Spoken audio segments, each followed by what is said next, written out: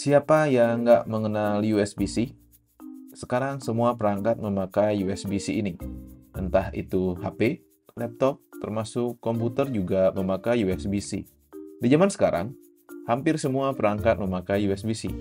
Dan itu memiliki keuntungan tersendiri. Dulu sebelum USB-C diperkenalkan, untuk perangkat smartphone kita nggak bisa meminjam casan dengan leluasa. Dulu setiap perangkat memiliki bentuk casan yang berbeda-beda. Beruntung, pada masa sekarang kita sudah bisa meminjam casan teman kita. Ya, karena semua pakai port USB-C, kecuali iPhone 14 ke bawah. Emang sok eksklusif banget nih brand. Untuk itu, kayaknya menarik nih jika membahas tentang USB-C. Dan pada video kali ini, kita akan membahas bagaimana sejarah USB ini sehingga sampai pada era USB Type-C. Dan pembahasan kedua, kita akan membahas kenapa Uni Eropa mewajibkan untuk semua brand smartphone untuk memakai port USB Type-C.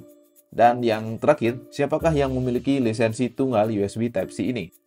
Awal mula USB-C dimulai dengan dibentuknya USB Implementer Forum atau USB-IP oleh 7 perusahaan, diantaranya ada Compaq Digital Equipment Corporation, IBM, Intel, Microsoft, NEC, dan Philips. Tujuannya adalah untuk mengembangkan standar antarmuka tunggal untuk menggantikan berbagai jenis port yang ada pada saat itu.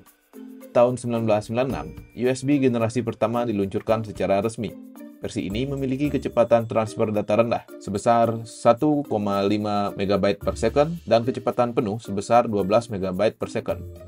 Lanjut pada tahun 2000, USB generasi kedua dirilis dengan kecepatan transfer data yang jauh lebih tinggi. Kecepatannya mencapai 480 MB per second. Versi ini menjadi standar yang paling populer dan digunakan hingga saat ini. Di tahun 2008, USB generasi ketiga diluncurkan dengan kecepatan transfer data yang luar biasa, mencapai 5 GB per second. Versi ini memungkinkan transfer data yang lebih cepat untuk perangkat seperti hard drive eksternal dan kamera video HD.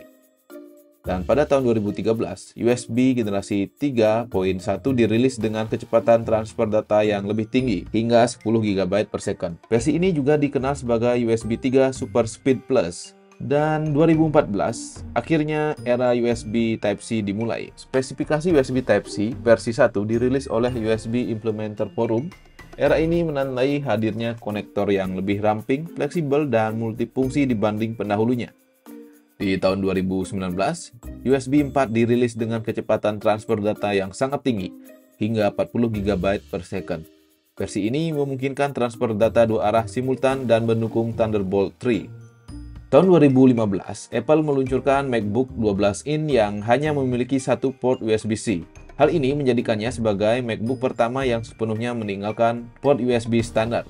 Keputusan Apple ini terbilang berani pada masanya, karena USB-C masih tergolong teknologi baru pada saat itu. Apple mungkin sudah memprediksi bahwa USB-C akan menjadi standar baru di masa depan, dan mereka ingin menjadi yang terdepan dalam mengadopsinya. Jadi keputusan Apple ini mendorong popularitas USB-C dan mendorong produsen lain untuk mengadopsi standar tersebut. Perlu diingat, meskipun Apple menjadi salah satu pelopor, mereka bukan pertama yang menggunakan USB-C secara keseluruhan. Informasi yang beredar mengenai perangkat pertama yang menggunakan USB-C memang sedikit simpang siur. Menurut beberapa sumber, gelar tersebut diberikan kepada OnePlus 2, sebuah smartphone yang dirilis pada tahun 2015.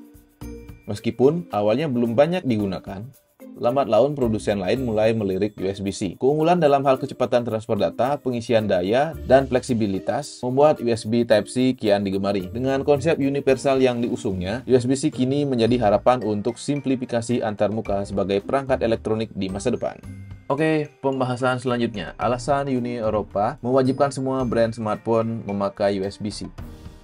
Uni Eropa mewajibkan semua brand smartphone untuk menggunakan USB-C sebagai port pengisian daya tunggal mulai tahun 2024. Keputusan ini didasari oleh beberapa alasan utama, yaitu mengurangi limbah elektronik. Saat ini terdapat banyak jenis konektor pengisian daya yang berbeda di pasaran, sehingga konsumen harus membeli pengisi daya dan kabel yang kompatibel dengan perangkat mereka.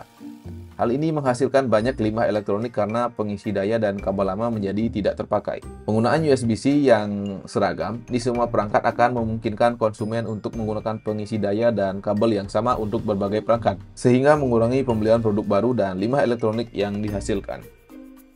Menghemat biaya konsumen.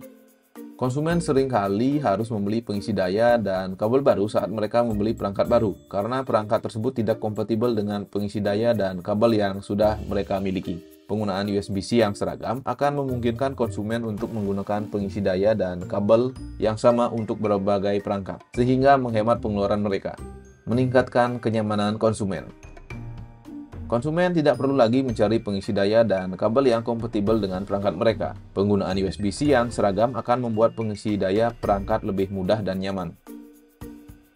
Mendukung inovasi, USB-C adalah teknologi yang lebih baru dan lebih canggih dibandingkan dengan konektor pengisi daya lainnya.